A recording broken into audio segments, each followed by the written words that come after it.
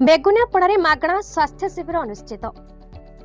शीतर प्रकोप दिनकु दिन वृद्धि पाउथिबा बेले चाषी समस्त काम को पछरे पकाई वर्षकर अमल शस्य धान कटा पई बिलरे लागि पड़िछि।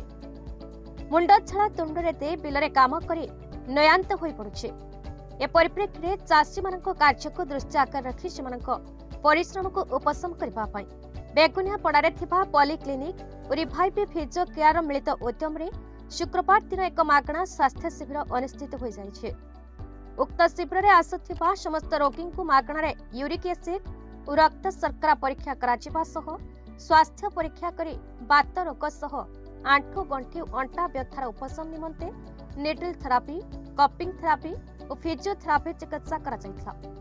ए शिविर को बेगुनियापड़ा आखपाख अंचल प्राय 100 ऊर्ध्व रोगी आसी रक्त परीक्षा करने सह निजर स्वास्थ्य परीक्षा कराई मागणा चिकित्सार सुजोग नहीं। उक्त मागणा स्वास्थ्य शिविर को पॉलीक्लिनिक डाक्तर अजित पट्टनायक और रिवाइव फिजियो केयर डाक्तर ओम श्री पट्टनायक परिचालना करथिले।